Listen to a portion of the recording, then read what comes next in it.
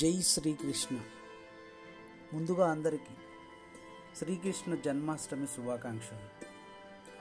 ఈరోజు భగవంతుడు శ్రీ మహావిష్ణువు 8వ అవతారంగా గోకులంలో శ్రీకృష్ణుడిగా జన్మించిన రోజు.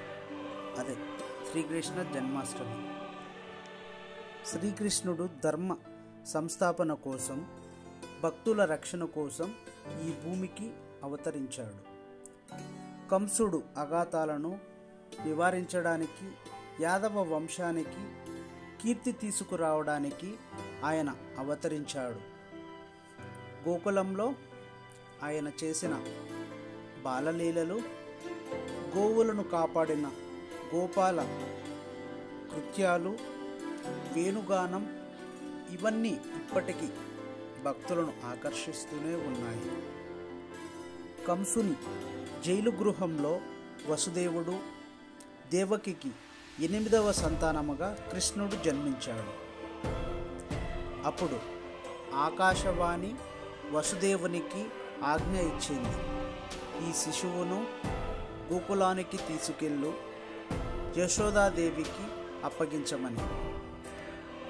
వసుదేవుడు యమునా నది దాటి గోకులానికి చేరి అక్కడ యశోదా ఒడిలో కృష్ణుడిని ఉంచుతాడు. ఆ రోజు నుంచి గోకులం ఆనందంలో మునిగిపోయింది. శ్రీకృష్ణ జన్మాష్టమి రోజున దేశవ్యాప్తంగా ఆలయాలు, ఇల్లు పండుగ వాతావరణంలో బాగా సెలబ్రేట్ చేసుకుంటారు. మన భారతదేశంలో ఉన్న భక్తులు ఉదయం నుంచి ఉపవాసం కూడా ఉంటారు. రాత్రి 12 గంటలకు కృష్ణ జనన సమయాన అభిషేకాలు, అలంకారాలు జరుగుతాయి. చిన్నపిల్లలు కృష్ణ వేషధారణలో పాల్గొని ఆనందాన్ని పంచుకుంటారు. ప్రతి పిల్లలకి కృష్ణుడు, రాధమ్మ ఇటువంటి డ్రెస్సెస్ పిల్లలకి వేసి వాళ్ళ పిల్లలని మంచిగా చూసుకుంటారు. ఈ కృష్ణ జన్మాష్టమి రోజు ప్రత్యేకంగా జరిగే ఉరియడి ఆట, కుండ పగలగొట్టడం, ఉట్టి కొట్టడం అంటారు. అందరినీ బాగా ఆకట్టుకుంటుంది. ఈ ఉట్టి కొట్టే ప్రోగ్రాం కూడా కృష్ణ జన్మాష్టమి రోజు చాలామంది వివిధ నగరాలలో కోలాహలంగా, అంగరంగ వైభవంగా అనేది చేసుకుంటారు. కీర్తనలు, భజనలు, వేణుగానం ఇవన్నీ ఆలయాలను గోకులంలా మార్చేస్తాయి. ఇక్కడ చూస్తున్న ఈ విజువల్స్ మన తెలంగాణ రాష్ట్రం నగర కర్నూలు జిల్లా జటప్రోలు గ్రామంలో వెలిసిన ఒక ఆధ్యాత్మిక టెంపుల్. అదేదో కాదండి, శ్రీ మదన గోపాల స్వామి దేవాలయం.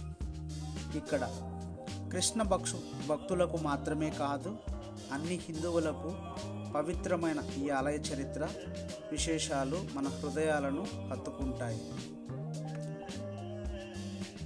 పూర్వం ఈ ప్రాంతంలో కృష్ణ భక్తులు చిన్న చిన్న యాగశాలల్లో, గోకుల కీర్తనల్లో గోపాలుడిని ఆరాధించేవారు.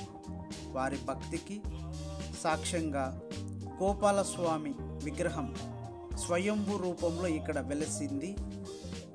ఇది సాధారణ విగ్రహం కాదు, భక్తుల ప్రార్థనతో ప్రేరేపించబడిన ఒక దైవ ప్రత్యక్ష రూపం అని విశ్వాసం. ఈ ఆలయం 16వ శతాబ్దానికి చెందిన చరిత్రకారులు చెబుతున్నారు. ఆ సమయంలో పల్నాడు, వేంగి ప్రాంతాలకు స్థానిక రాజులు ఈ దేవాలయం నిర్మాణానికి సహాయం చేశారు.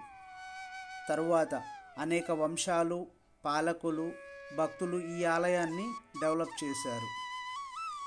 ఆలయ శిల్పకళ, గర్భగుడి శిల్ప వైభవం, ప్రాకార నిర్మాణం అన్నీ ఆ కాలపు ప్రత్యేక శైలిగా గుర్తు చేస్తాయి. మేము మా ఫ్రెండ్స్తో టెంపుల్కి వెళ్ళినప్పుడు ఇక్కడ కొన్ని ఫొటోస్, వీడియోస్ అనేది ఫన్నీగా కూడా క్యాప్చర్ చేసుకున్నాం. ఈ టెంపుల్ విశేషాల్లోకి వెళ్ళామనుకోండి, ఆలయంలో ఉన్న మదన గోపాల స్వామి విగ్రహం అత్యంత విశేషమైనది. కుడి చేతిలో పసుపాశం, ఇది గోపాలుడు గోపాలకులపై ప్రేమను సూచిస్తుంది.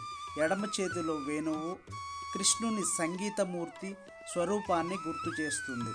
ఆలయంలోకి ప్రవేశించిన వెంటనే భక్తుల హృదయాలను ఆకర్షించే ఈ విగ్రహ రూపమే ఆయనను మదన గోపాల స్వామిగా ప్రసిద్ధిగా చెప్పబడి ఉంది. మదన అంటే మనసు ఆకట్టుకునేవాడు. గోపాలుడు తన లీలలతో, తన వేణుగానంతో గోపికల మనసులను మాత్రమే కాదు, ప్రతి భక్తుడి హృదయాన్ని కూడా ఆకట్టుకుంటాడు. భక్తులు చెప్తున్న విశ్వాసం ప్రకారం ఇక్కడ గోపాలస్వామిని దర్శిస్తే కుటుంబంలో శాంతి సౌభాగ్యం కలుగుతుంది. వంశవృద్ధి కోరుకునే వారు ఇక్కడ పూజల ద్వారా అనుగ్రహం పొందుతారు.